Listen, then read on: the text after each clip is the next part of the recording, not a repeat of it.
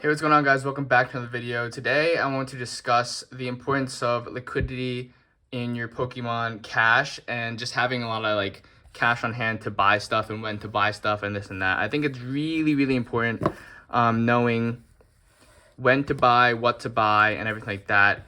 Let's do a little test real quick. So you see this is an Empoleon V10 or a Tyranitar V10, either one, whatever you want to call it. Now this retailed for like $23 to $27, I believe. I can't remember the exact number, but it was that much. It holds 5 packs in it, including the promo card and also a code card. So a lot of people will recommend that you go ahead and buy a booster box here and there and just buy it at full price or MSRP or whatever you can get it at the time, maybe a little under MSRP or whatever the market rate is going for at the time, and just keep buying it maybe once a week whenever you have money, maybe twice a week, once a month, whatever your budget allows you to buy.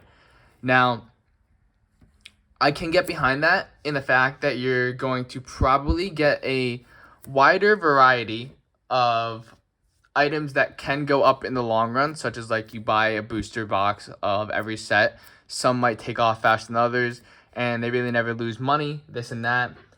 But there also could be a better strat where you know the market price of an item. Like, for example, let's just use this Empoleon V10.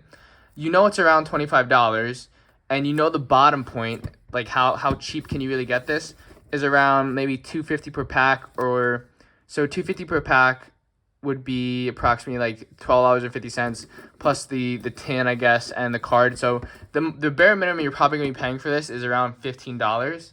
So you know that kind of range is from $15 to $25. Now, obviously, you want to buy it at the lowest.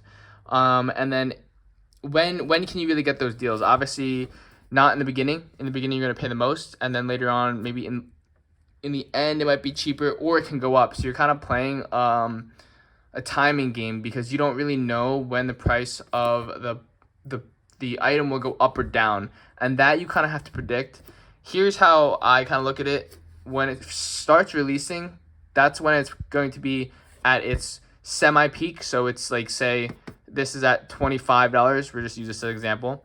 It retails at $25, $24.99, right? Over time, about a year and a half later, this will probably decrease, or even 2 years to 3 years later, it'll decrease maybe like $15, which, if you guess $15, that's how much this actually cost at GameStop. It was $15. It had a sale, and that was the time to buy. It has, I think this had some pretty good packs in it, or it did. It had Evolving Skies, and some had like Guardians Rising. Depending on which tin you get, a lot of this stuff is reprinted, it makes sense. But yeah, so like a year and a half, 2 years, 3 years in, it's going to drop, which is probably the time to buy in that range. You kind of have to just keep a lookout on the deals that you can get. So like if you ever see a time where this drops below like, $16, $15, that's the time you want to pick it up if you have deals and stuff like that. And then you can even resell it for more later on, or even at retail price. Now, after 4 years, around 3 to 4 years, 5 years, 6 years, whatever it is, the set or this tin will also go out of stock, which means you can no longer purchase it. The packs inside are what really matters and what drives the price. So whatever pack inside, the older it gets, the more money that it will cost. So the higher, or the older the set, the more money the set is going to cost normally, depending on if it's a good set or not. And even if it's not, it still goes up a decent amount. So that's going to determine a lot of the price value of the tin or the booster box or whatever you're buying. It's all dependent on the set that you're buying, or the sets, because this comes with a variety pack. So that's kind of how you tell what is, or the lifespan of a Pokemon product. It always goes up in the long run. Trust me, you can barely ever lose if you just buy and hold on these, which is really good for your money. But obviously, you want the best return on investments. The best bang for your buck in terms of money. So let me tell you a story. There was a time where I could have bought a PSA 10 Moonbreon. No, sorry, not PSA 10. Black Label. So it was a BGS 10 Moonbreon for $500, right? Now that's a really great price, and it was in person, everything like that. That's an extraordinary good price because the price of PSA 10 at the time was going for like $1,000, and I'm pretty sure it's still like $1,000. But that was an incredibly great price at the time. But the only problem is you need to be quick on the trigger finger to buy that, and I did not have the money. I think I was buying stuff every week. So pretty much what happens is, let's just use this for an example. I'd buy, maybe I had $100 a week. That's kind of a lot, but let's say I have $100 a week to spend on it. I'd buy like, 5 of these and like stock them up, or actually at the time it was more expensive. So let's say I bought 4 of these and stock them up. But then again, these are pretty stagnant, so these don't move very much. Whereas if I would have waited maybe a month and a half and not spent all of this, I could have had a higher return by just buying that BGS 10 Black Label Umbreon VMAX from Evolving Skies. I would have like quadrupled my money in just like a second, right? Another instance is there is this really, really good collection. I broke down the total value online, like I saw the pictures. It was worth maybe $2,000, right? But because I didn't have the money at the time, I think I only had a couple hundred, I couldn't purchase it, right? So that's when I realized, I was like, and if you're really talking in terms of like how much money people have nowadays, a lot of people don't have, a couple thousand in their pocket or a couple hundred in their pocket to just go spend on some Pokemon cards randomly.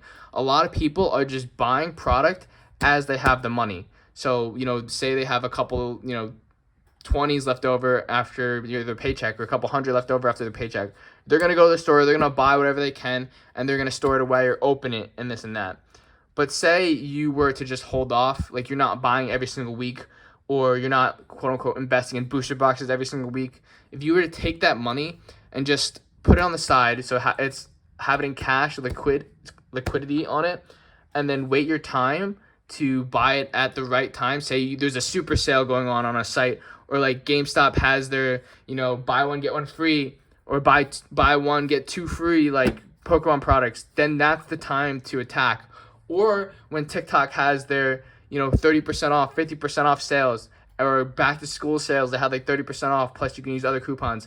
That's a time where product is so insanely cheap that you need to stock up on.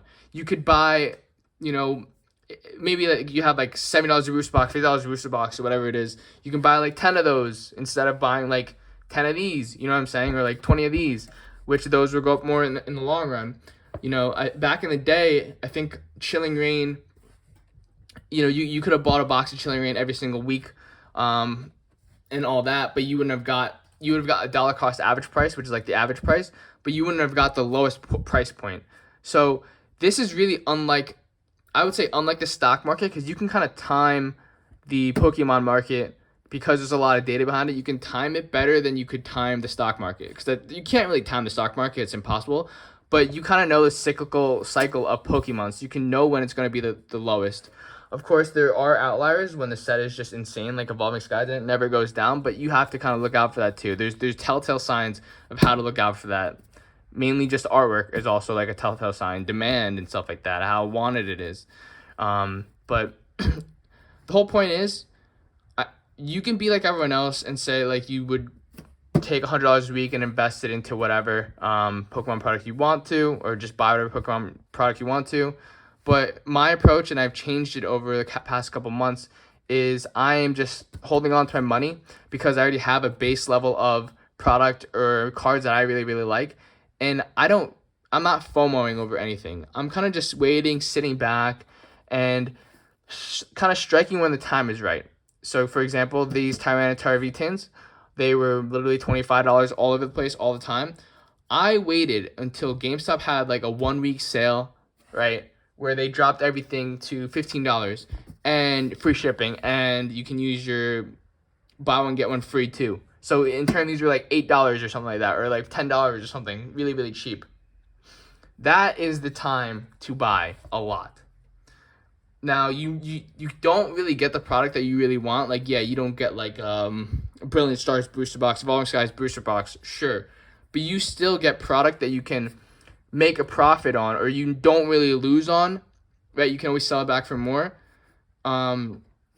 And then you can use that profit that you get from that to go ahead and fund the rest of your collection or get something that you really, really want. So there's really no loss or very little risk involved in doing something like that. But the thing is with this is you have to know where the lowest point of the market is and what the highest point is, or where the market price is. So again, going back to my example with Chilling Reign.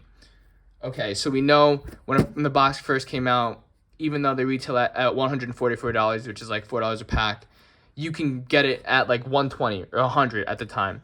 Now, knowing the history of a booster box Pokemon cards, the lowest it'll ever go is like 70 to 75 back in the day.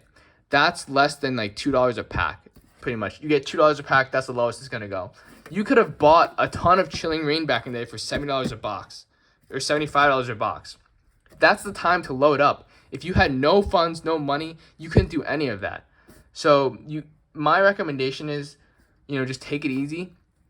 Think about how much money you have, how much money you can save up for a little bit, and when the right time to buy is. I'm not saying don't buy anything ever, but I would say find the right time to buy. Save as much money as you can, and then when you can buy it, then do it. There's been times I missed out so many times where I saw not thousands. I would say someone listed something for like $1,000, but inside of it was like $3,000 worth of Pokemon stuff, and I didn't have the money at the time, which I hugely regret. But now I have the money to be able to invest into collections if I need to. So say if someone puts up a really great collection and I need to buy it right away, I have the funds to. So for example, somebody put up for a post with the Charizard V, the Lugia V, alternate arts, a fossil pack, and a couple other like alternate arts or full arts. And the total market price on all that was like $600, and they wanted $300 or something like that. I knocked them down to like $260 or $280, but I had the money right away, so I just was like, I'll buy it today. I picked it up and I got all of it today, and I pretty much doubled up just because they need the money really badly.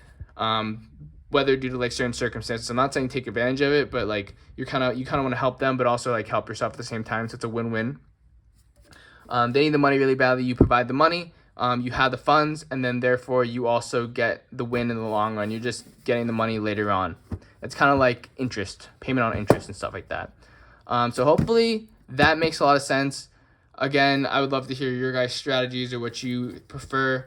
I know the whole buy a booster box every time, or 2 booster boxes, or a case of booster boxes every time that a new set comes out strategy. And sure, that might work. But for me, I think that just timing it is more economically feasible in the long run. That's just my opinion. You guys can have whatever opinion you like to. Invest your dollars however you like to. Hope you guys enjoy the video, and I hope you guys have fun collecting. Let me know what you guys' thoughts are below, and I'll see you guys in the next one. Peace.